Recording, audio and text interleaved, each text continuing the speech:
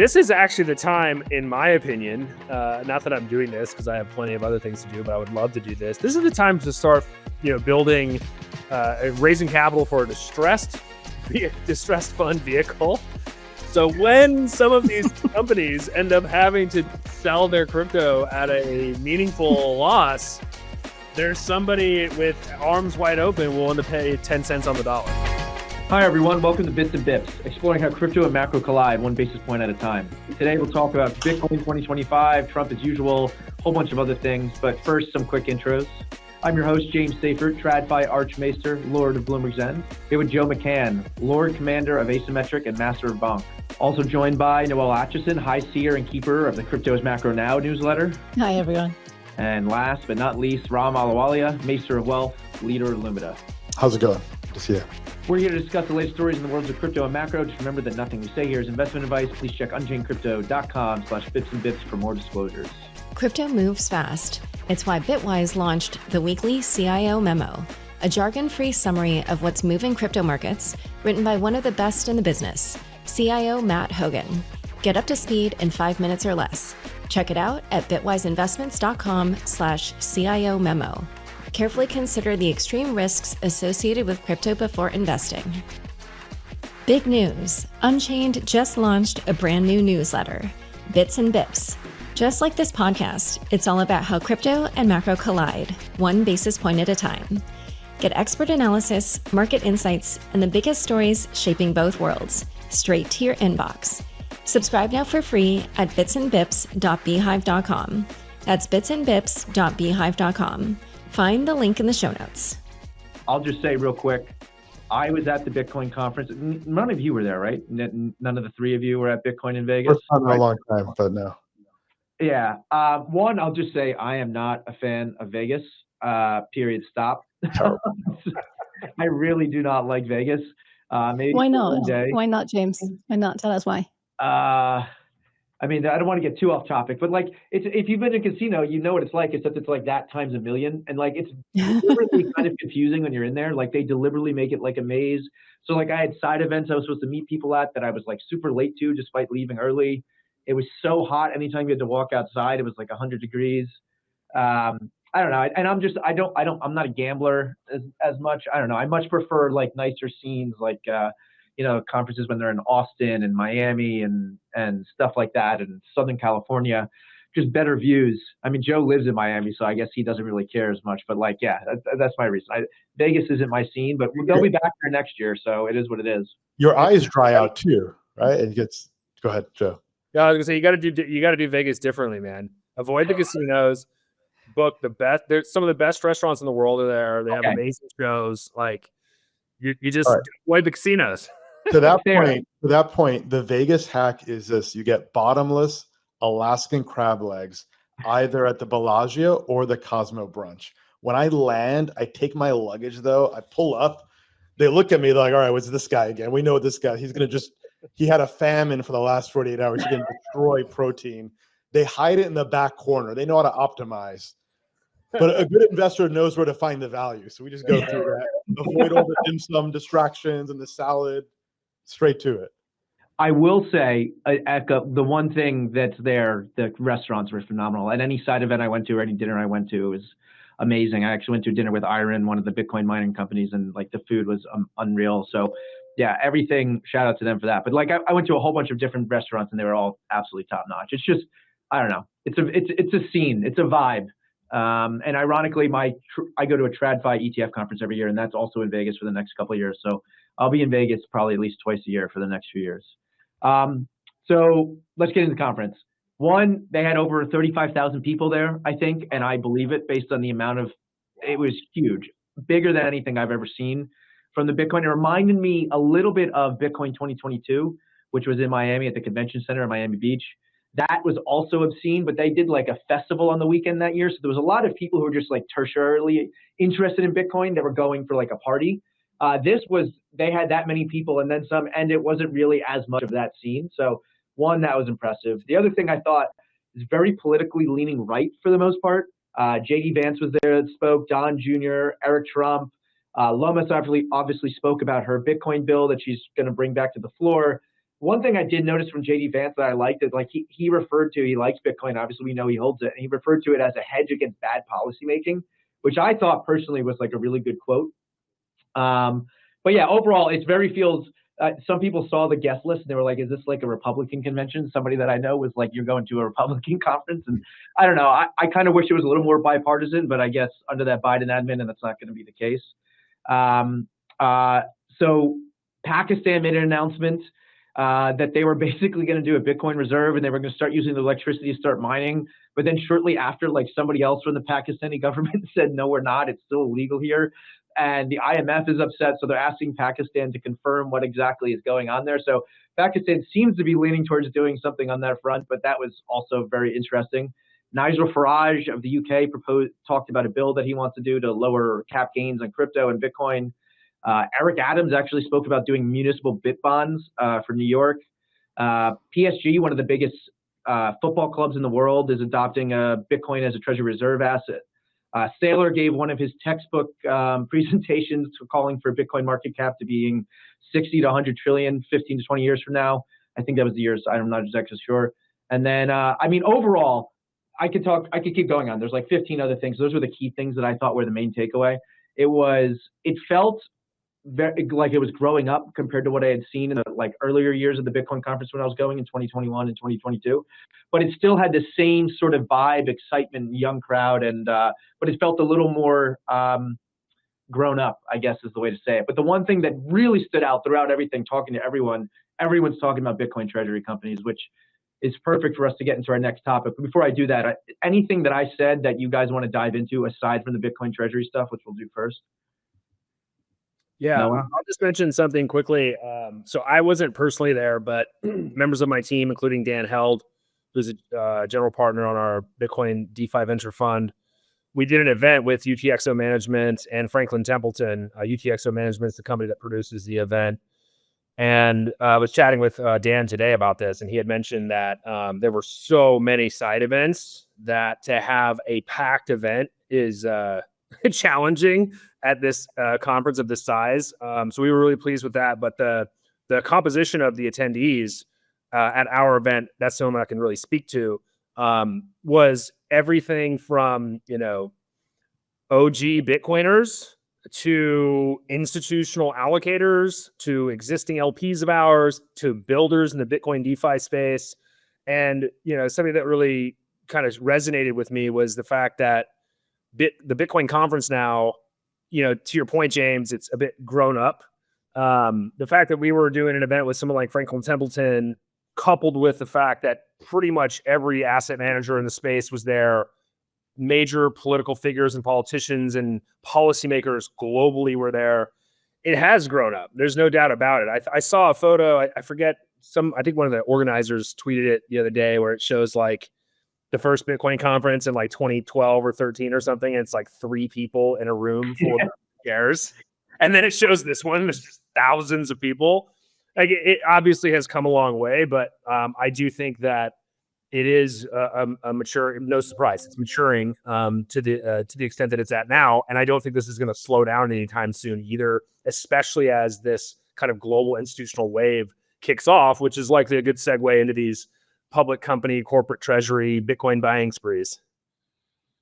Yeah, I would confirm that. I mean, it was really high quality attendees.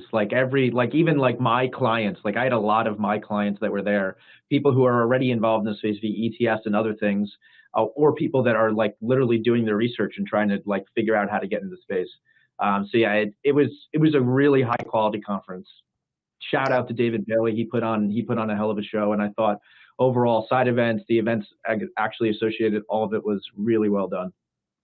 Yeah, no, briefly, the conference made Wall Street Journal. Might have been the front page if you go to the online publication. So, Bitcoin's arrived here. But they make the point that the conference, the title of this article is Bitcoin goes all in on MAGA, shedding its anti-government stand. So, interestingly enough, last year at this time, conference was very neutral. Trump came and gave a speech there. And then 2 months later, Bitcoin community got behind Trump and Fair Shake PAC, and the rest is history. It's one of the 3 probably deft political moves that Trump made. and now it's leaning further into that. So I thought that was a good observation, and you're seeing the Wall Street Journal acknowledge that. Yep. All right. Let's get into crypto treasury companies real quick. It feels like they're all the rage. I feel like we're hearing about, everyone's copying Saylor's playbook or some level of Saylor's playbook. I mean, we have it going on in the UK. We have it in countries all over the world. I feel like there's a new announcement every other day, even if it's not somebody launching a Bitcoin treasury company. It's another company adding Bitcoin as part of their treasury reserve allocation. I mean, it's honestly, it's kind of insane. And with how much announcements I'm hearing and the dollar amounts, a lot of them are in the billions, if not hundreds of millions. And still the Bitcoin price I mean, obviously we hit an all-time high recently, but I feel like if I was hearing this type of announcements and conversations, the price would be higher. So I know there's a whole bunch of areas we can go. So I'll let us dictate where these rabbit holes we go down. But Joe, what are your thoughts overall on what's happening? And it's not just Bitcoin, but let's start with Bitcoin for now, because it's also happening in Solana and Ethereum. Yeah, I mean, I feel like I see a new deal like this every day for the past few weeks now. I just want to rewind the clock a little bit here, because I think a lot of we had a discussion, I don't remember how many months ago this was, but we had a discussion of there's so much token supply hitting the market, and who's going to be the incremental buyer, and et cetera, et cetera, et cetera. And at the time, what I had mentioned was that people have a mindset that the current state is like this fixed amount of money that's going to be allocated potentially to various cryptocurrencies.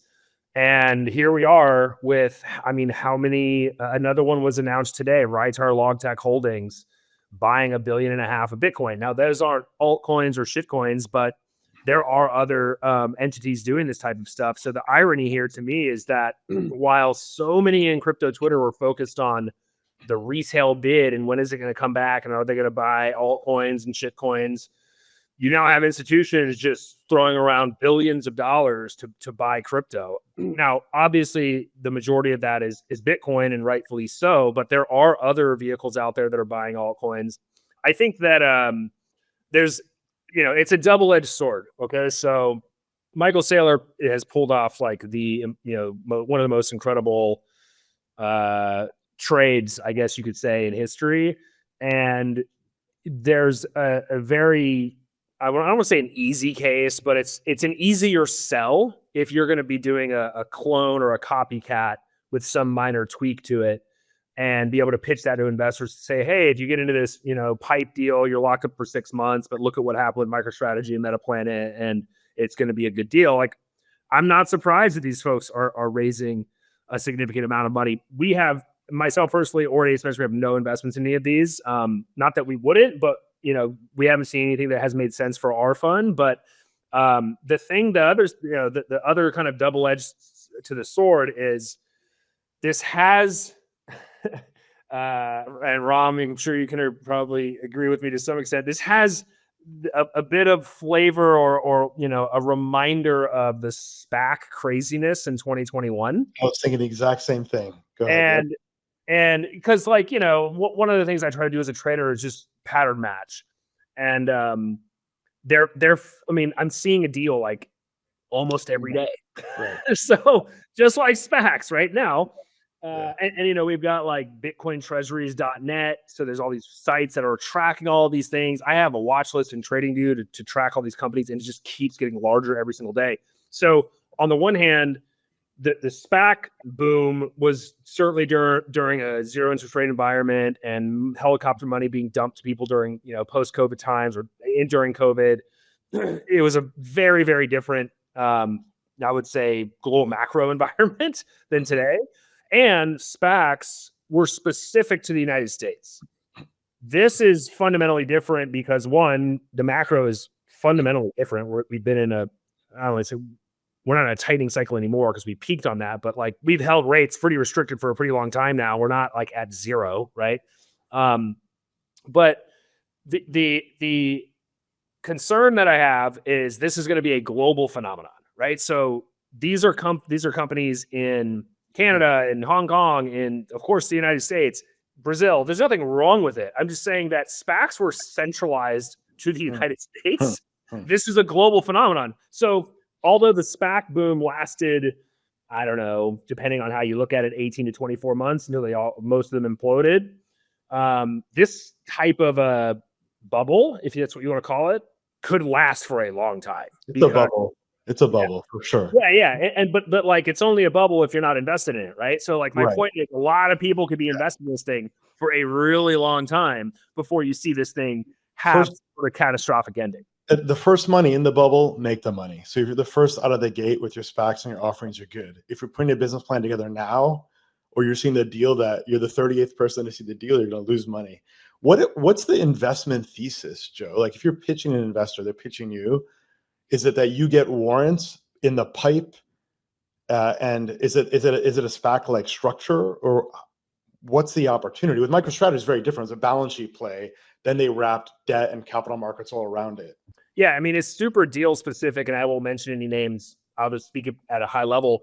The majority of it is their price. You're getting basically a price per share at a discount to whatever the market rate is, right? That's generally. Now, some of these are. I'm trying to make sure I don't disclose anything too sensitive. But some of these are basically like, we're gonna go buy $100 million worth of Bitcoin or Solana or whatever it is, right? And then it's just going to be on the balance sheet. Like, that's it. I'm just like, there's no economic value creation there. Well, and so that's the part that I'm like, that's the bubble part that, stands out to me. We got 6 months to go, guys. That's the clock started. Now here's the thing, right? Depending on, I don't remember if James or someone else mentioned this, but a while ago, but one of the fascinating things that Seyffart did is that he started issuing debt, right? He started targeting a buyer, the bond market, that couldn't buy Bitcoin, right? So like, really fucking smart move by him, really, really smart. Now, if you kind of extrapolate a little bit here and go to, say, other markets where people can't buy Ethereum or can't buy Solana, or it's not as easier for them to do that, or there's not, ETFs available, and they want some level of, levered exposure, I can see people then using this as a vehicle to go and do that. But the 50th NASDAQ listed company that's buying $1 billion worth of Bitcoin on their balance sheet, I don't, maybe I'm just not smart enough to figure it out, but to me, it just feels like that trade is over, and that was MicroStrategy. Yeah. And in Japan, it was MetaPlanet. And I don't know who the additional one in the United States actually is. There's a gap for Ethereum, I would say. Ethereum needs a MicroStrategy, and that'll happen. The rest, I don't quite really get it. There's no incremental access, to your point. That's what Consensus is doing, right? They're doing each one of these. Sorry, go ahead, Noelle. We're talking about all this. I'm seeing right now that Strategy just announced another perpetual preferred offering. There you go. Yeah, STRK and STRF, they're having STRD that's IPOing soon. Like the gift that keeps on giving, right? There's two concerns here, and I guess it would be just leaving MicroStrategy strategy aside, because that is the OG and it does have an interesting flywheel effect, which I won't even pretend to fully understand. But leaving that aside, there's the concern, two concerns, both of which we've seen before. One, companies that are struggling, using the announcement to get some PR and also perhaps a bump to their share price. I mean, this is reminiscent of the early days when you would put blockchain in your name and suddenly your share price would go through the roof. So we're seeing a lot of shaky companies adding to their balance sheet. And we do have to ask ourselves what happens if that doesn't work out and they have to offload in a hurry.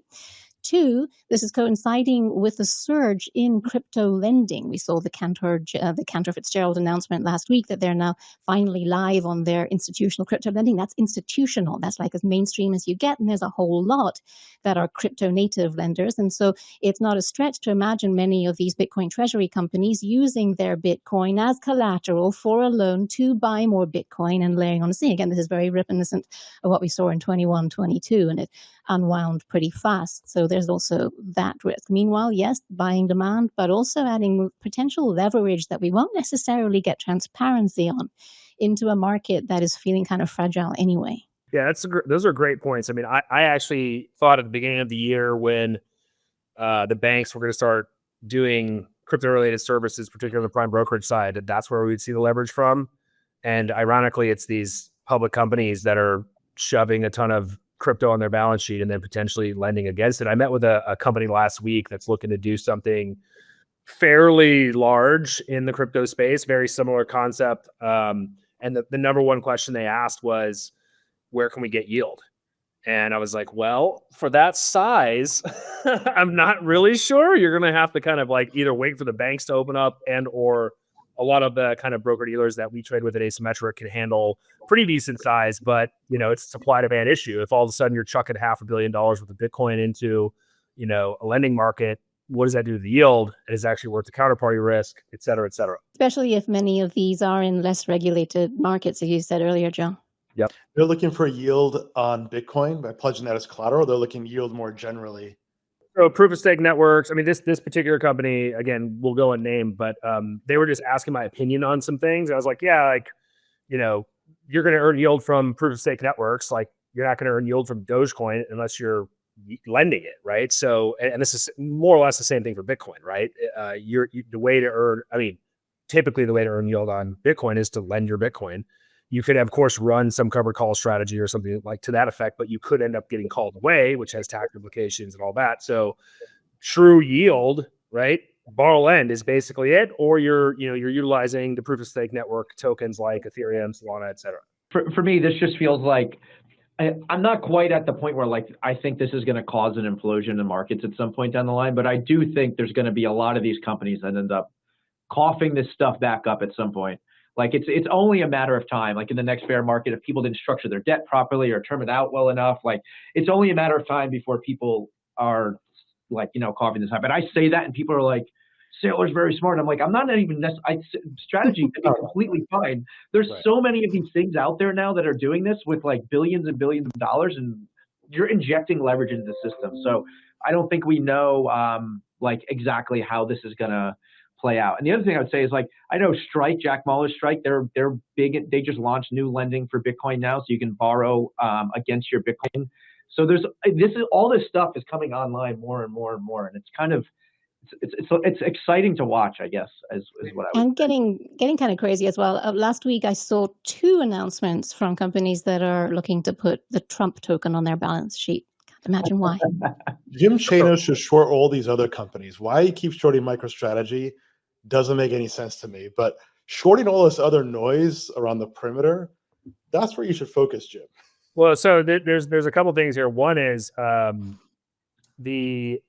what is it? SBET is the ticker, SBET. They announced last week that they're raising, I don't know, $450-500 million to buy Ethereum, and Consensus is going to be helping them source that, et cetera. So the price of the stock went from like $3 to $130 in like 3 sessions, and then collapsed. It's trading like in the 50s now. Part of this is the fact that these stocks are so illiquid to trade that, you can't really short them with size, right? Yeah. Now, the second thing that I'll point out is this is actually the time, in my opinion, not that I'm doing this because I have plenty of other things to do, but I would love to do this. This is the time to start, building, raising capital for a distressed fund vehicle. So when some of these companies end up having to sell their crypto at a meaningful loss, there's somebody with arms wide open willing to pay 10 cents on the dollar. Yeah. That's actually that's a really good idea, especially since we've got the Mt. Gox distributions coming up soon. We all know what interest there is around those. Funny thing about promises. distress, by the way, is over the last 15 years since the 2008 crisis, there hasn't been a year where like distress has done well, and part of this is just so much money in the system. Yep. So much liquidity in the system. They have these distress funds that raise, and they never get a chance to call capital. Someone shows up with a bag of money and buys the asset. I like that thesis, Joe. Just a remark. And by the way, that excess liquidity is part of what's driving digital assets. Yep, exactly.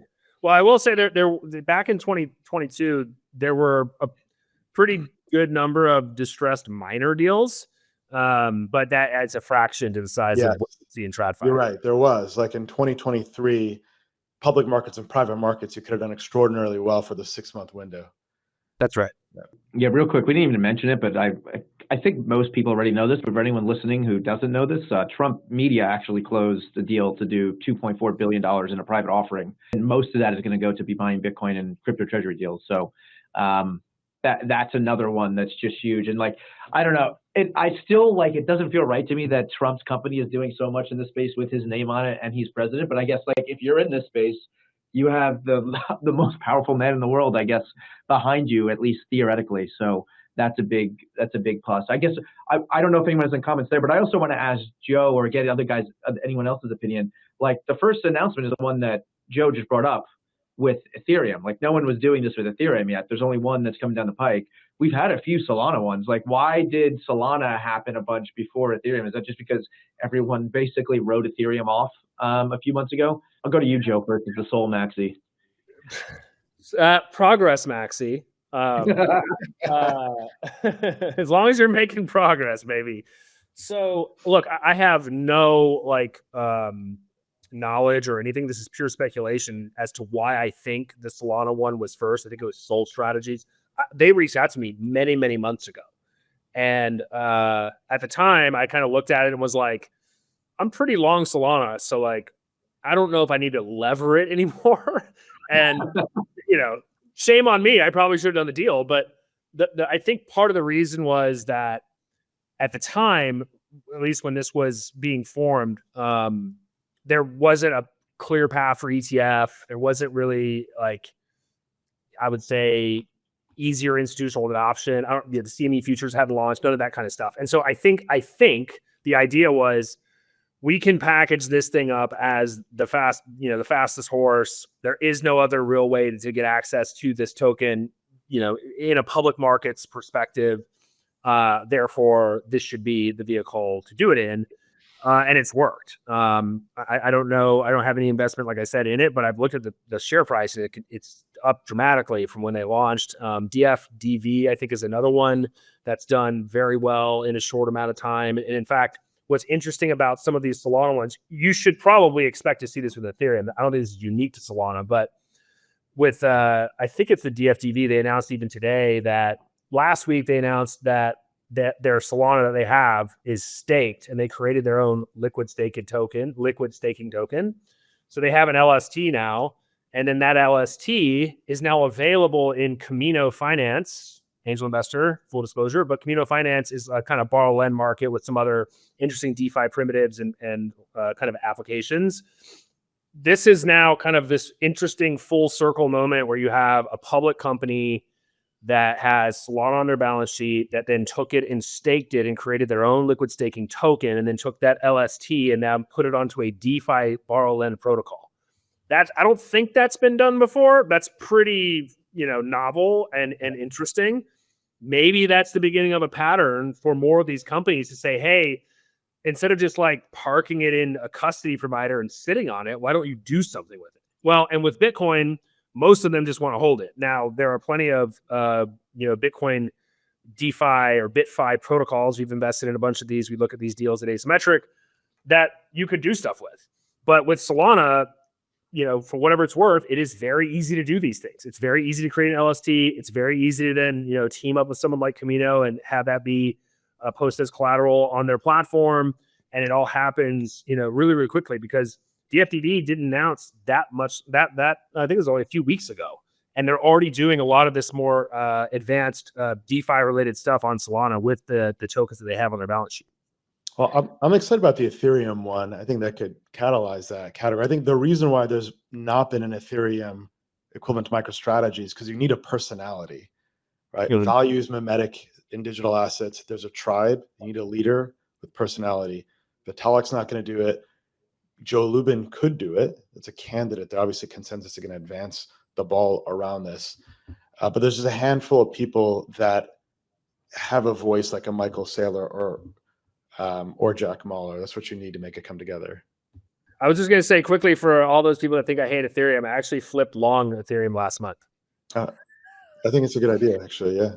I have a question actually that's relevant to that. Do you think the supply schedule has anything to do with it? I mean, Ethereum with more activity does have negative net new supply. Solana doesn't. Is that relevant? I'm not asking about the overall thesis. I'm asking about its case as a treasury asset. I mean, one of the cases we made for Bitcoin is that we know that however much the demand, the supply isn't going to change. We also know that with Ethereum, the greater the demand, the lower the new supply.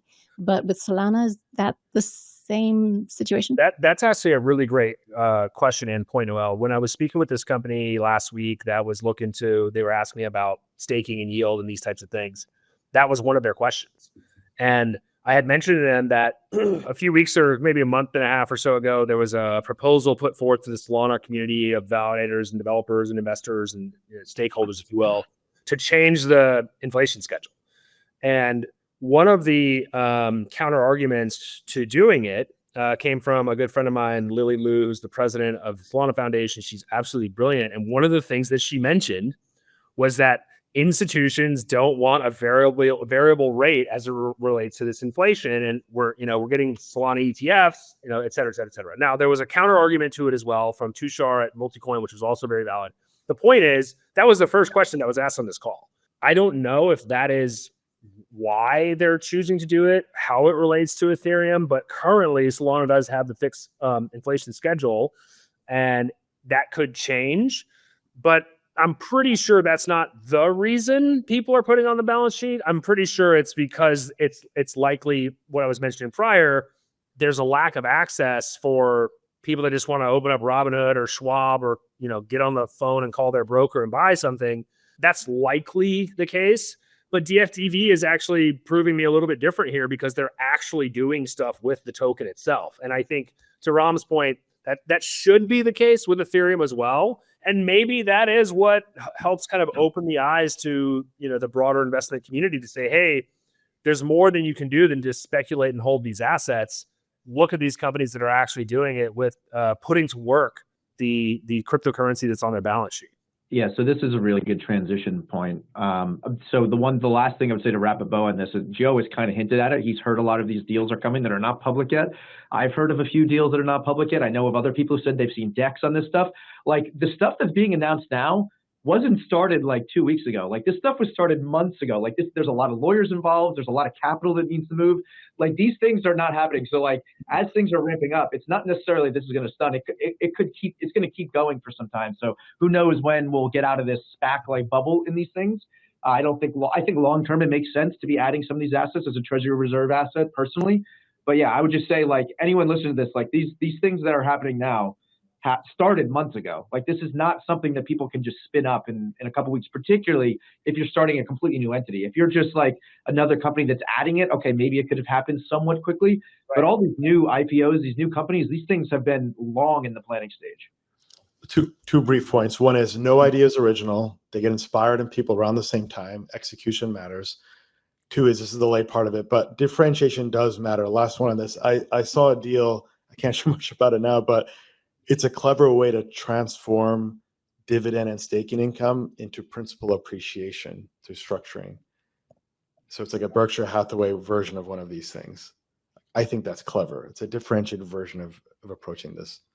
That is unique. Yeah. Yeah. All right. I'm going to talk about something going on with the ETFs, which is absolutely fascinating, but I'm a nerd. So maybe it's not as fascinating. You guys can tell me after I give a rundown, but let's hear from our sponsors real quick. Hey everyone, Matt Hogan, Chief Investment Officer for Bitwise Asset Management.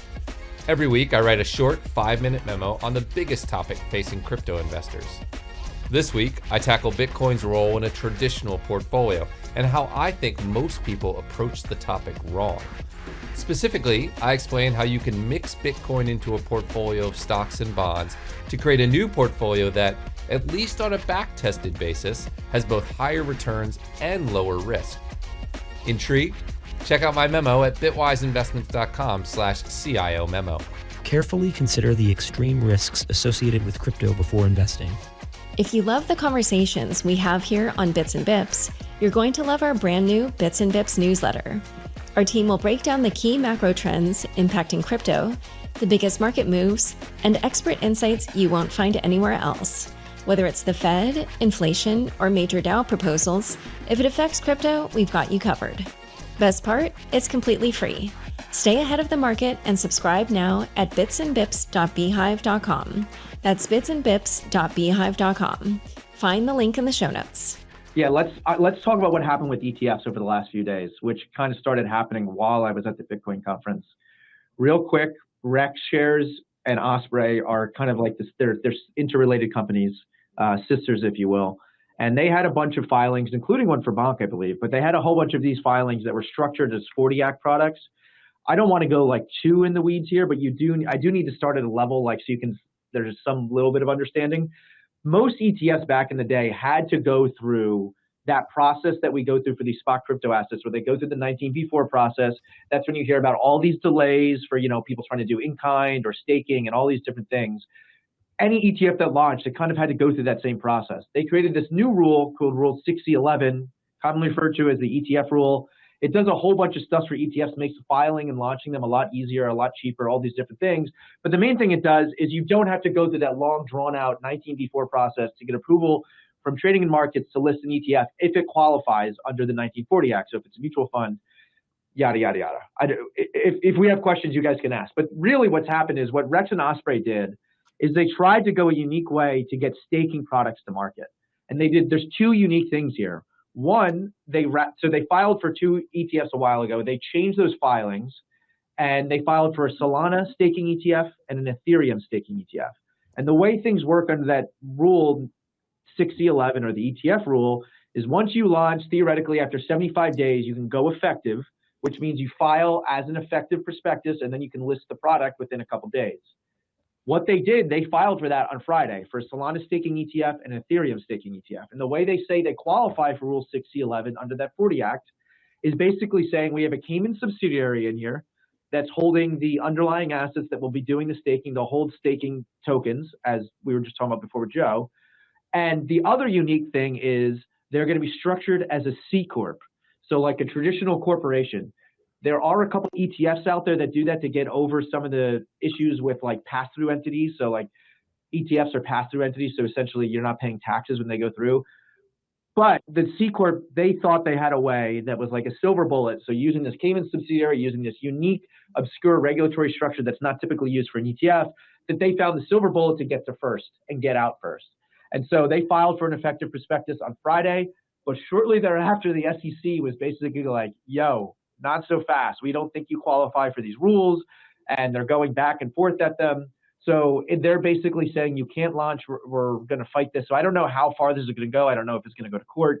But essentially, you have this niche, smaller issuer trying to get out first. It makes sense that they would try something like this, because if they have to wait when everyone else has to wait when staking's allowed in a grantor trust, which I do think is ultimately going to happen, they're competing against BlackRock and everyone else right off the bat. So they figured, let's jump the shark here and try to get this out. And it will be interesting to see if it actually gets through. But the SEC seems keen not letting this happen. Anything I said that didn't make sense, or anything that you think is particularly interesting to hone in on?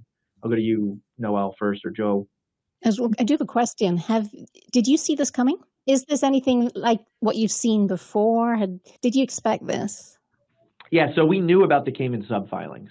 So basically what they did is they filed this a long time ago, back when all these the first Solana spot ETFs were filed earlier this year.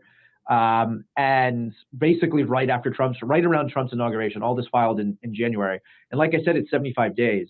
So I was looking at these and I was curious what the SEC was going to do because of the Cayman sub thing, which usually people use for tax purposes and for complex strategies and partnerships. It like kind of makes things smoother for end investors theoretically, but usually they're for securities. So like you kind of need them to be securities to kind of do this. So there's all these complexities in there. What they did was they had this filing and they just changed it to be Sol staking and Ethereum staking rather than just Solana and Ethereum. So they kind of changed these things at the last minute. So did I see this coming? I kind of had heard rumblings that something was going on. But no, I didn't really see this happening, but I thought it was a good play because I'm mainly watching those 19v4 processes for these types of products. Like the products you want are the spot products, right? Those are the ones it's like the Bitcoin futures ETF, the ETH futures ETFs. Yeah, they were successful. They got hundreds of millions of dollars or $1 billion in the case of the Bitcoin futures. But if you're an end investor, you want the true tried and tested, simple spot products. So I do this kind of similar to that. But if you're a small issuer, if you can get a couple $100 million by offering exposure to ETH staking or Solana staking, even if it's an obscure wrapper, even not the best way to get exposure, it might be valuable to get it out there. And I think that's what they were trying here. Not done yet. They seem to think they're going to be able to satisfy the SEC's concerns, but the SEC is kind of saying, I don't think so. So I don't know. We'll see. And so it sounds like it was a play just to get out fast rather than wait for a decision on the staking distribution of the spot ETFs as they come through, right? Exactly. 100%. Well, so this actually raises an interesting question from my perspective, given that we were just talking about DFDV, the Solana corporate treasury folks that stake their tokens, and now they have an LST, et cetera. Like the interesting thing here is here's a public company that's doing staking, right? Like, sure, they're not an ETF issuer. And I know there's a whole host of other rules and regulations associated with issuing an ETF, et cetera. But it's like this company was able to do this with no issue. And the value of their shares now can be justified to some extent by having a revenue source from staking, right? Yet it's not okay from the SEC, and so for ETFs, from what it sounds like, and like, do you think that these companies assume worst case? I know I'm in the same camp as you that the staking probably gets approved, but assume it doesn't. Does this, do you think, in your mind, accelerate some of these other companies to just start going down that path, and instead of issuing an ETF, they go buy some $3 million market cap company and say, hey, we're going to shove a $200 million worth of Solana or Ethereum onto your balance sheet and start staking it and generating yield from that strategy? I mean, it's possible. I think people are pretty optimistic. I mean, the SEC, I know for a fact, is having meetings. They're working towards doing this. I mean, part of the main concern is like these things are grantor trusts. So I talked about C Corp, like some are set up as partnerships. Most are set up as like 40 Act mutual funds, open-end funds. The spot products are set up as grantor trusts, and there's potential issues with the IRS around getting in-kind distributions essentially from that staking. So like the concerns are more around that side of things and just logistics and getting like the legal and regulatory framework set up to allow these things to actually do staking, more so than like the SEC doesn't want ETFs to do staking. Right. It's more like dotting I's and crossing T's and allowing this to like fit in the overall regulatory framework than we don't think these things should be allowed. Yeah. So I'm confident that the SEC and these issuers will be able to get to the bottom of this and figure out a way to fit this in the current rules. But there's no guarantees here. I mean, the final deadline for the first application for staking is October 23rd. So they still have many months before like they have to make a decision where it's going to be yes or no.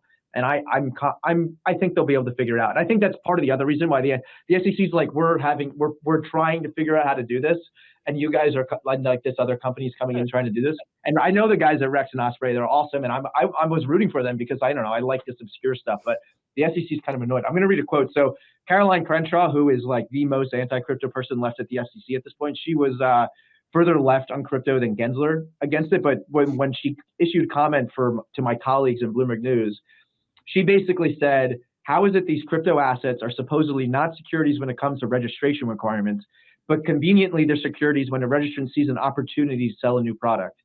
And then she said, if you're confused, join the club, which is pretty spicy, which I got to respect it because I kind of get, like, again, both sides, but yeah, pretty funny. Mike, I do have to say, and I don't want to praise you too much in public, James, obviously, but you made a really confusing situation sound understandable. So hats off to you for that. Thank you. Yeah, I've been a little bit too far in the weeds on this, but I guess it's my job. So it's a job, dude. Yeah, it's like sometimes you're doing stuff and you're like, yeah, you have imposter syndrome, and then sometimes you're like, I actually, some of this stuff I'm not completely. Yeah, I actually know this. Well, you know what? So speaking of your job and you're an expert in it, can you talk briefly about ETF flows?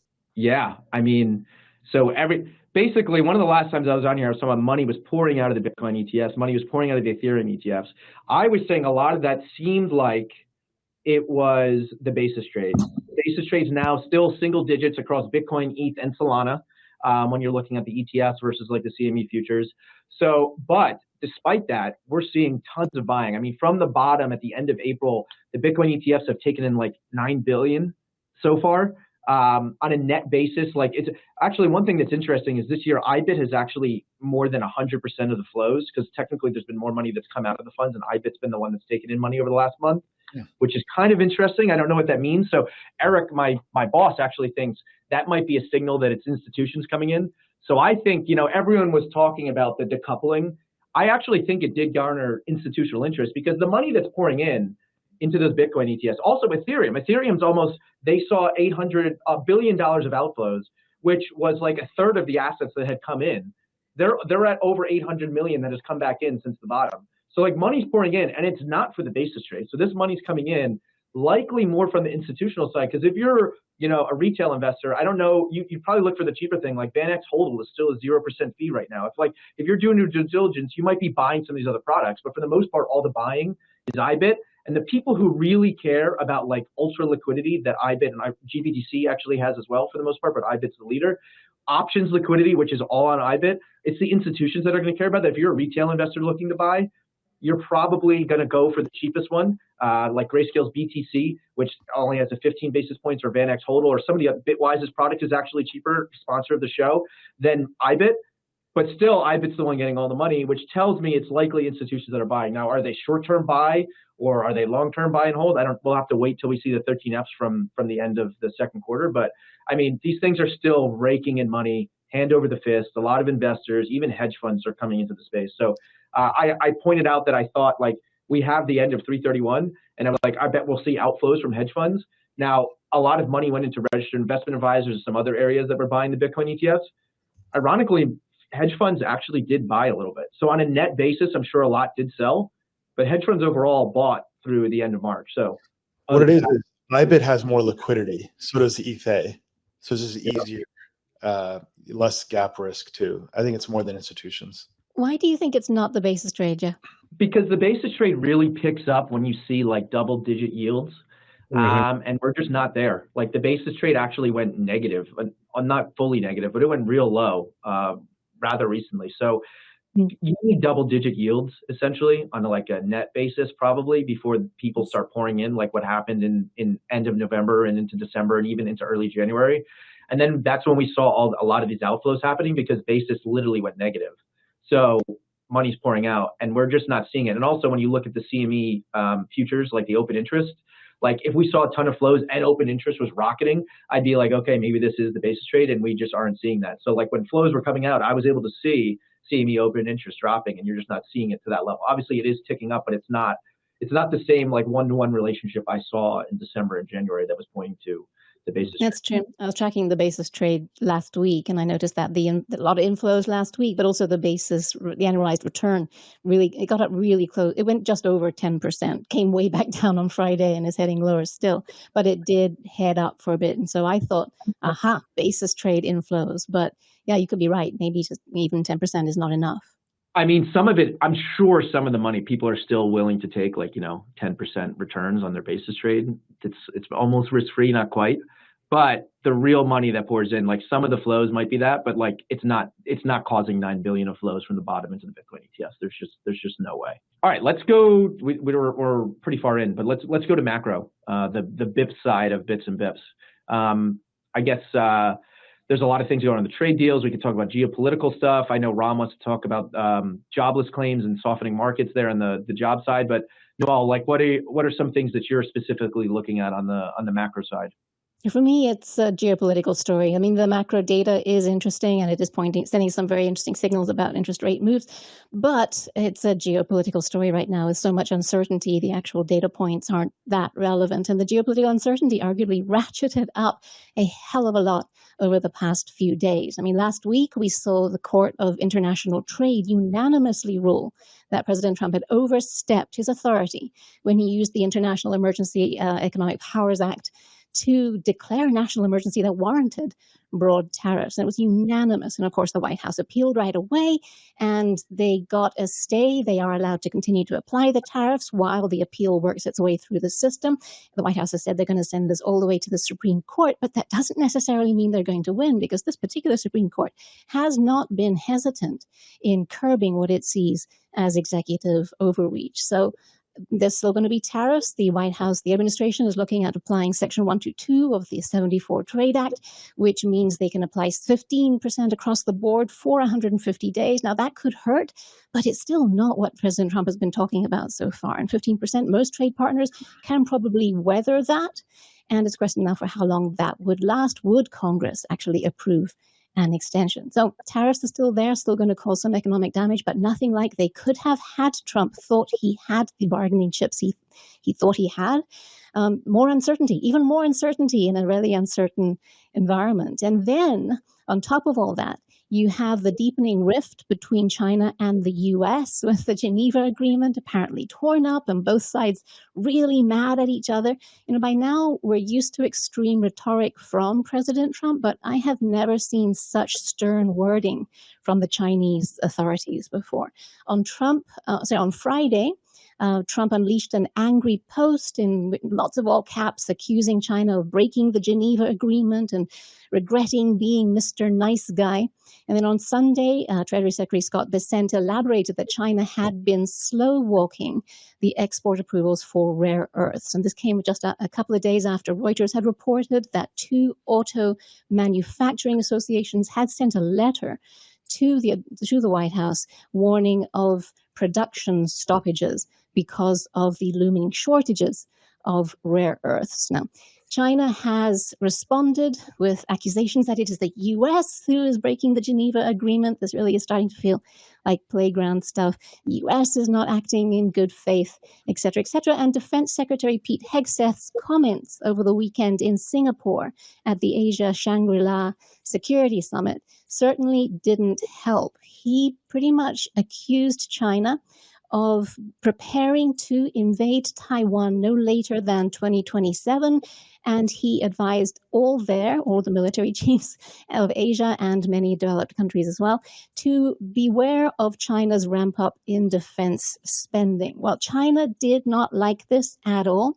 It accused the US of being a hegemonic power stuck in a Cold War mentality, and warned it to not play with fire, those words, on the Taiwan situation. So things have really, the heat has been turned up several notches, and that's not going to necessarily be good for against stability and for investors to be able to figure out where market direction is going. And that's not even taking into account what Ukraine did yesterday in launching the drone attack against Russian airfields. I'm not even talking about the damage to the Russian Air Force, which was considerable. What Ukraine did was weaponize trade containers, and we have yet to get our heads around what this is going to do to supply chains around the world. Trade changed yesterday. So it's not a surprise that gold is shooting up. It's up 4.5%, I think, since Thursday, because alarm bells are going off in boardrooms around the world. Oil is heading up despite OPEC Plus increasing the production quota increases that they'd already planned. So those are more alarm bells going off there. And at the same time, you have VIX really low. It's down by 18, which shows that the market is not really paying attention to all of this. So the geopolitical environment right now is saying caution. It's interesting that Bitcoin is not acting either like a safe haven or like a risk asset, despite, as we opened with, the flood of announcements coming in from big buyers. So it's worth looking at what's going on there. Yeah, I mean, that Ukraine, if anyone who's listening to this, if you haven't, just look and read about what they did. It's going to be written about in the history books, probably. It's kind of crazy what they were able to do against Russia.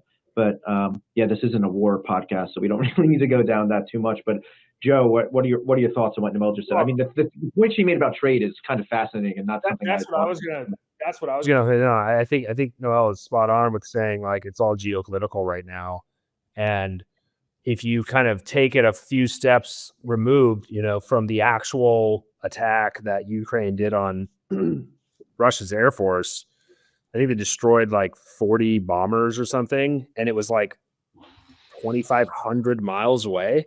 The potential impact is, how does this affect trade?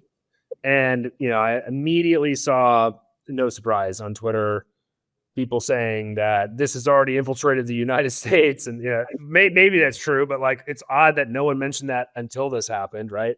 But there is real risk there, right? Because if you can treat, supply chain and the trading containers, the ships, whatever, as mobile military bases to launch things from, that's not great for supply chain, right? That's certainly not good for trade. And I don't think that maybe in the United States, I'm not sure about the rest of the world, maybe the IDF in Israel, but I'm just speculating, don't have the technical capacity to manage this type of stuff because the technology is moving way too fast and governments move typically very, very slow. So, for example, these swarms of drones that could be in containers and ultimately affect supply chain and that could launch attacks on various countries could it just easily be trained by AI agents as well to run them, right? You could have these things be entirely autonomous, and then who do you go after if someone's not claiming those types of attacks? So it's a real concern. I do think it will be written about. This is Mossad style work. I read it, was just like, this is unbelievable. But I look at the VIX and the point that Noelle is making, like it seems to be rather subdued. Market is somewhat shaking this off. I think part of it is yes, this is a material attack on Russia, but I think the market's just kind of like, oh yeah, there's a war going on between the Ukraine and Russia. And I'm not meaning to downplay the impact and importance of that, but it's just not currently affecting things like equity markets. Oil is a barometer for war. So it definitely ticked up today, but there was also a lot of heavy short positioning near the lows. So could have been just a technical bounce or something. Gold, interesting move for sure. And I do think that part of the move in risk assets today, and Bitcoin aside, I wrote about this. I still think this is the case today. There's just so many managers that are underweight equities still. And, like if you saw, we're recording this on Monday, June 2nd, Meta was up like almost 4%, 3.5% today. And it was just a straight line basically up all day today. A lot of these stocks have more than retraced the moves. And, it's almost mechanical. Like I talked about this a few months ago, was saying like the selling was just this mechanistic, systematic selling that had to happen out of these multi-platform pod shops that were running all these factor strategies. Well, now we have this CTA bid, vol controlled fund bid, as well as the corporate buybacks into the second week of June. This has been going on for weeks. And so, I've been seeing a lot of doomers on crypto Twitter or FinTwit basically saying like, stocks are topping, it's going to crash, it's going to go back to the lows. And it's like, there's just billions and billions of dollars worth of passive bid into this market right now. And that's not changing, even in the face of the rhetoric between the US and China, the Ukraine, Russia conflict, rising price of gold, rising price of oil, because there's really only one direction that this stock market goes when you have that big of a passive bid. Yeah, like I think these geopolitical risks are nothing burgers. I agree with Joe's perspective too. Like just zoom out. What drives asset prices, especially stock prices, are earnings growth. We just saw 12% year-over-year earnings growth. Interest rates, I think, topped out. There's a scare that's behind us now. Third is inflation. Well, we got disinflation. Core PCE came in just fine. And then we've seen peak fear around tariffs. That's receding. You got the vol decay, which creates a natural mechanical bid, to Joe's point. China's not going to invade Taiwan in the next 2 years. I'm glad Hegseth sounded the alarm to create more defense spending locally. That can actually de-risk things. I'm sure China's looking at the asymmetric benefits that Ukraine is achieving versus Russia right now, and Taiwan can benefit from that and their own drone development. These geopolitical risks are just noise. They're distractions. It's a very bullish setup. Actually, I agree. People are offsides and wrong way positioned. I think what you're going to see is more rotation because the Mag 7 names rallied quite sharply and quickly. Meta, it's actually one of my favorite names. I sold it recently, if only because they're approaching like their valuations levels. We usually see them top out. And now you're seeing rotation to other catch-up names and other areas will start to pick up. So you should be bullish. And you got rate cuts coming in Q4 as well. The coincident indicators are fine. Productivity growth is fine. The fly in the ointment is that you will see an impact from tariffs on in the July, August, September. It'll be like a whiff of bad air kind of thing. That's what I expect. And then we'll get beyond that. Initial claims and continuing claims did go in the wrong direction last Thursday. By the way, this seems to happen at this time of year almost every year. It's really funny. I don't know if it's like have to do with summer seasonality and all this stuff, but there's always these weird surprises. And people, if you want to see bad Rorschach text, you're going to get that. probably the next 3 months. But there's a good article from the Wall Street Journal that was also published today. They highlighted. I'll share my screen here, that the tariff rate, is going from 2.2% to something like 18%, and that'll impact lower income individuals. So I think it's a bifurcated economy. Look, the top 1/3 of consumers drive 2/3 of spending. It's not going to matter. However, it's a bifurcated set of outcomes that will play out, right? In terms of retail versus consumer discretionary versus hyperscalers, going to be fine. Data centers are going to be fine. They're still going to keep spending. Two things. One, you said asymmetric, which aside from being Joe's firm's name, I wanted to point out some of the numbers. Like, it's correct with the warfare, because the drones, like a couple $1,000s for those drones. I mean, we'll aggressively say the cost of materials for the attack they did was $1 million, maybe a couple million, and the estimates are like $7 billion in damage.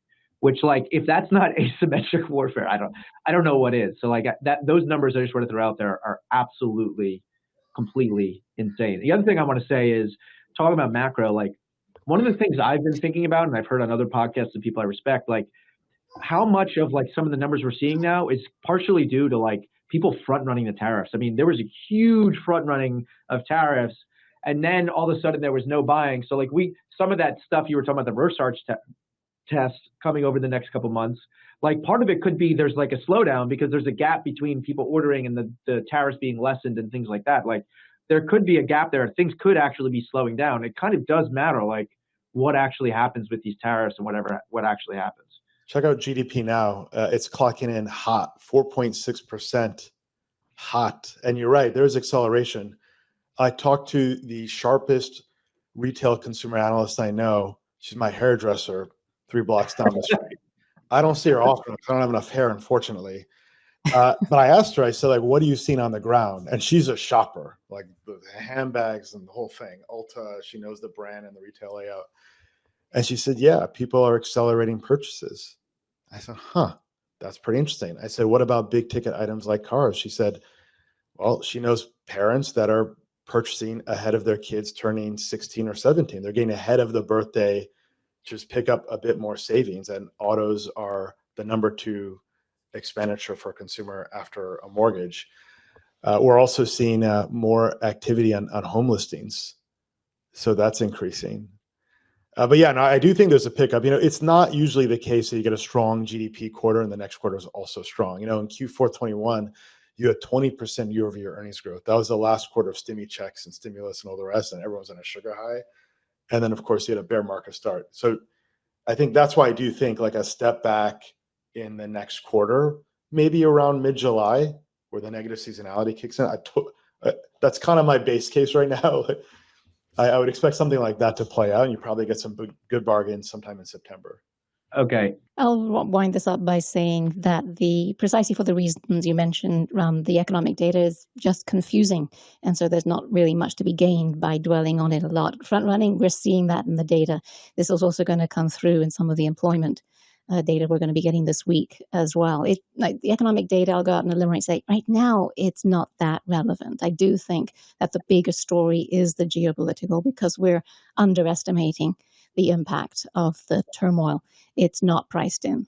The only thing I will add is, and frankly, I'll admit that I was wrong on this. I thought more CEOs for Q1 earnings that came out this quarter would be more cautious or negative on their guidance, and they weren't. That was very surprising to me, and it actually made me more bullish risk assets and particularly equities. Clearly, there were some companies where they, guided lower or didn't guide at all, but there really wasn't a lot in guidance from these CEOs that was just pervasive across, say, the S&P 500.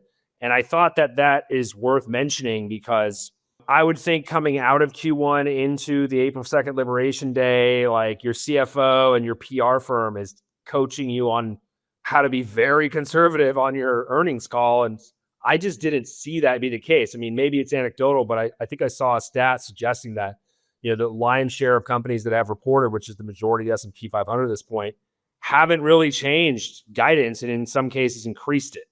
That doesn't typically happen if tariffs are going to destroy the economy or that the economy is slowing down. True. And margins are still very healthy, if not even increasing. So there's a plenty of cushion. Yeah, I'm not worried about waves of bankruptcies or anything like that. And I certainly don't go into individual names or even sectors. It's the dollar, basically, is what I keep an eye on. And that is heading down because of the geopolitical uncertainty. Okay. Any other comments on macro before we get to Ram to talk a little bit about AI and so we can wrap up? I'll mention one more quick thing. Hopefully it'll be quick because it'll certainly be somewhat controversial, but I don't think the, Fed or the Treasury or pick somebody has lost control of the long end of the curve. There's a guy, I'm going to probably mispronounce his last name, but I highly recommend following him on Twitter. His name's Warren Pies or Pies. I don't know how to pronounce his last name. I'm assuming it's Pies. He's really, really good. And he posted something, I think either this morning or yesterday over the weekend, showing sort of a dot plot of the yield curve, and we're kind of like we're finally getting to pre-global financial crisis yield curve, even though it bear steepened this year, which is typically in a healthy growing economy. So I see a lot of doomerism around, oh my God, the 30 years at 5% or whatever, and it's the end of the world. And it just wasn't the end of the world before the global financial crisis. So I did want to point that out, that the yield curve steepening the way it isn't necessarily a harbinger of bad things to come. I agree. Ray Dalio's clip that went viral talking about how the U.S. fiscal situation is going to end in bad. That was the top in rates. That was it. Yep. I'm more pessimistic on rates, but I agree with you, Joe, in that this right now is not the crisis level. I think that's much higher. Yeah, I mean, we didn't really talk too much about Trump's big beautiful bill, but like it's funny to me because I feel like you hear about all this stuff and it's like the Republicans are going to come in and they're going to they're not going to spend and cause some of the issues you're talking about potentially with the long end of the curve. But like Republicans and Democrats like to spend, except the Republicans like to spend by cutting taxes and regulations, and the Democrats like to spend by increasing taxes and putting out like other everyone's spending. It's insane.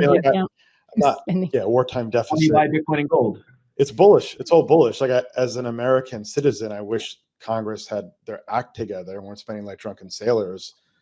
But it is bullish. Like don't miss sight of the main takeaway. In dollar terms, at that's least. also why rates are going up. The other part, like the baby boomers are running the economy. $60 trillion in wealth. They're spending. They're going to shift from savings to consumption. So the big trends are still bullish. I think don't miss the squiggle for the bigger trend. Let's wrap up with talking about some AI. There's a whole bunch of other topics on here, but it's okay. Ram, let's talk about AI disrupting. Sure. I mean, quick highlights. We get a Super Bowl every week in financial markets, which is great. This past week it was NVIDIA. They reported it was a beat and a beat, which is kind of amazing because every time they report, it's always a beat and a beat. I think the main takeaway, though, is that he said in 2030, you'll have $1 trillion in CapEx, which is 3x from where you are now. Those numbers sound sensational, except what Jensen says, he over delivers on. It's a credible number. Yeah, okay? He's not Musk. Right. Those are credible numbers. But, he doesn't get those numbers out of thin air. He calls his customers, most of which are concentrated. You can pick up the phone or Telegram and say, hey, Mark, what's your CapEx spend forecast? Because they have to do capacity planning on the other side. They just coordinate, listen to your customers. So they're getting a good signal there. But check out Michael Dell. This tweet here says, in Q1, we received 12.1 billion in AI orders. That's Q1, surpassing the total shipments of all of FY25 and leaving us with a backlog of $14.4 billion. If you look at other data center names, they all have this kind of story. I can't find one that's not growing with the backlog, like Powell, Sterling, Oracle, CoreWeave. CoreWeave's got an $8 billion backlog. So yeah, the AI story is real. Don't dismiss it. You're starting to see changes in the labor market, which I think people need to talk more about that. Like, what does this mean in 3 years when humanoids come online and you see displacement? You're seeing actually AI cause job cuts for software engineers at software companies, right? So it's like tech eating tech. So I think that's, look, I'm optimistic on all this stuff, just to be clear. And productivity growth is the one free lunch in economics, right? It's disinflation. It drives earnings. It drives productivity growth. Incomes can go higher. But I wouldn't count out the AI theme. I think it's still a significant driver where we are. Yeah, I'll chime in a little bit on this as well. Two things. One, Mary Meeker, who I think she used to be at Sequoia. Is that right? She was at Kleiner and then Morgan Stanley before that. Yeah. So she released something like a 346-page report on AI. I haven't gone through yet, but I saw some clips from it, and it's the next computer super cycle. Like it's super obvious. It should be obvious to everyone at this point. It's just happening at a massively accelerated pace. So, I'm not surprised seeing Michael Dell's tweet as an example, or Jensen mentioning what he mentions and then over delivering on it. They're just, this is like, oh, iPhone and Androids are about to take over all of the internet. So like everything associated with that just has to be built and go up, and there's a whole ecosystem around it, et cetera. I will say the second point. So I have a separate kind of stealthy software company where we've been building software for my fund for the past 3 years. And we're not hiring engineers. And, I'm an engineer myself. The team is 5 engineers at this point, 5 plus a, really talented product manager. And a lot of it has to do with how we're utilizing AI and building our own workflows and work streams to do certain things. I will say that, so at the beginning of the year, I'd mentioned to my team, like, don't come to me with headcount requests if you haven't evaluated whether it can be done with AI or not. And, I've seen this at Shopify and a handful of Duolingos doing this. Like, there's other companies that are going this route. I think it's wise, not because it's meant to say we're not going to hire people. It's that it's forcing your kind of product managers and engineers to level up their skill set with the modern tooling that is available. And so, as an example, I don't think that currently today, the models aren't good enough to be like using natural language and build some really complex back-end piece of code that's tied into, say, AWS or GCP. It's just, there's still a level of complexity and then security concerns and risks associated with that. That'll be solved over time. But there are cases to be made to say, hey, if your front end, your web app, your user interface is using React, which is probably the most commonly used front end framework on the planet, that's a standard tool set.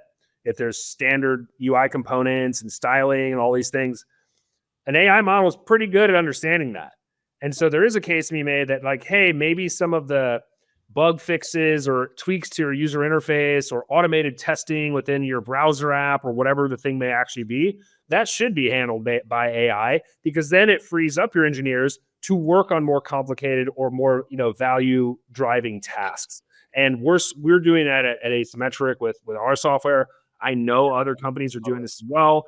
You will absolutely see the media never let this story go of the solo founder that created $1 billion company. It's never going to stop because that headline just is too juicy. Does it happen? Probably. There are absolutely companies in Silicon Valley where it's 1 or 2 people and they've got to 10 million in ARR in, 30, 45, 60 days.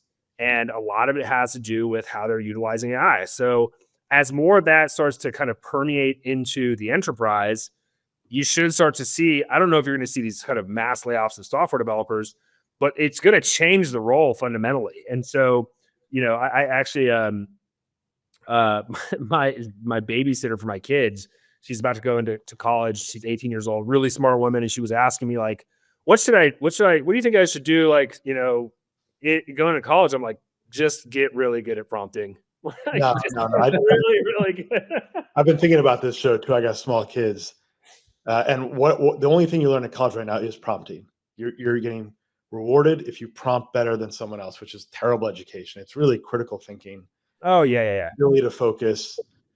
But I agree with everything. I think everything you said. Like I think all these software engineers are getting laid off. They're going to go found companies using AI also, which is another productivity cycle that we haven't seen yet. Yeah, I mean, I think back to like there's definitely going to be a lot of positives that come out of this, right? Like you talk about deflation, productivity growth. There's going to be a lot of people that lose their jobs. Hopefully, I'm not one of them, or none of you are one of them. I mean, I'm a little bit younger than you guys, and like I just think, thank God I got into my role when I did, because like it's getting to the point now where like AI can do a lot of this. Like when you start in a research role, like you do a lot of the grunt work. Like you're doing a lot of like Excel work, modeling, and doing things like that. And like AI is getting really, really good at doing some of this stuff to the point where like I don't really like. I could see a point a few years from now where like you might be like, I don't know if we need like 3 associates or analysts to come help us with this stuff. We just need one who's good at AI. And like I don't know what that does long term. Everyone always complains about new technology destroying jobs like long term, and eventually like a bunch of jobs are built on top of it. Like over the long term, enough of it lays out, but there are people that get left behind. And I think that's just, I don't know, that's just the way this is going to go. But yeah, I'm just happy I got into the role when I did. James, that is called progress, unfortunately. Yeah. That is progress. There is this called the lump of labor fallacy. Folks should look it up, or just go to ChatGPT or Grok and have them explain it to you. The lump of labor fallacy assumes that there's a finite amount of work. It's not true, right? It's just simply not true. And in fact, the internet itself in the 90s, people were saying this is going to be the end of so many industries. What happened? It's just the amount of wealth creation and middle class mobility, I'd say globally increased. Like it's just simply not true. It can be terrifying when it's your job, right? And software developers are not, they're no longer impervious to this. Software developers for probably the past 20 years have the world is their oyster. Like they can just get a job anywhere, right? That might be changing, which is one of the reasons why I always emphasize folks to be doing the kind of continuing education work on the latest and greatest tooling, irrespective of what your job is, because it's going to give you an edge against someone who's not. Yeah, and I think, Joe, you've hit the nail on the head of the big shift here. We've been through technological waves of layoffs before, but this time it's hitting white collar. I keep a track of white collar layoffs, and just last week, we saw McKinsey lay off 10%. We saw Business Insider lay off 21%. IBM laid off 8,000. PwC, again, I may be roughly on the dates on that, but this is something that culturally in society we're just not used to seeing, because you're told to go to university and you study computer science, you study economics, you study, basically the white collar jobs because you'll be fine. And especially given the uncertainty that the young generation is dealing with on a daily basis, with the world around them changing so much, and how are they ever going to be able to afford a home and have a family kind of thing. Now, the job security that they were promised when they started their education is not there. The winners from all this are owners of capital, right? Mm-hmm. If you're a McKinsey shareholder, you need less associates running around, you benefit. Same for Business Insider. There are 2 types of capital. There's financial capital, and then there's human capital, right? So to Joe's point, if you got a differentiated skill set, you'll do well. The real winners are going to be founders. Everyone should be learning how to be a founder, because you got to reinvent yourself, learn, go to founder university, whatever that might mean, instead of the 4 years, or go there and find someone, build businesses. I think that's the best return you can get for your education. Invest in your own human capital. Skip university because you can learn it online with the help of artificial intelligence. Yeah. Ram, earlier when I was telling my babysitter, like, just get really good at prompting, my other alternative was selfishly, because I studied philosophy, I was like, just go get a degree in philosophy. And it'll teach you how to think. Right, like they actually. I learned. Yeah, there was a study. There was a study. I think it was in The Economist or something a couple of weeks ago, saying that's the #1 degree at the moment to get in the U.S. No way. You were a philosophy major? Yes. Yeah. I had no idea. So was I. I learned that Joe's also a software engineer. Yes. Too far. That is very. You see, here we have 2 examples of why that actually does matter. Yeah, critical thinking matters. Sustained focus, grit, perseverance, resilience, and athletic mindset. If you have that, And asking the right questions, because Joe, pulling on your just learn how to prompt. It's all about asking the right questions, and in a world in which everything is changing so fast, the questions matter more than the answers. 100%. Absolutely. Yeah, and I wanted to add, like Meta also earlier this year got rid of 5% of its staff, or is in the process of getting rid of thousands of people. Which it's not. I think they said it's like 4,000 people, if I remember correctly. But like explicitly saying like they're getting rid of the low performers and going to lean on AI, and that's like it's so meta. like they're building AI, they're building open source stuff, and they're getting rid of the software engineers that are building it. It's just kind of the ticker is Meta. It's all very, very meta. Meta's going to spin up divisions to go build product offerings. You're not going to have a business unit leader. I'm trying to terminate myself. Literally, we're building a Google VEO3 avatar, and it's trained on all my newsletters, and it's going to spit something out hopefully next week or two. But literally, I'm looking at my workflows and I say, all right, which of these can I systematize in AI? Well, I need to be doing more with AI. It sounds like. There's a lot of other things we want to get to. We went over as usual. Next week we'll talk a little bit about the FTX bankruptcy distributions and a few other things, but that's enough for now. All right. Thanks for joining us for this episode of Bits and Bips. We'll be back in 1 week to discuss more about how the worlds of crypto and macro are colliding. Until then, everyone.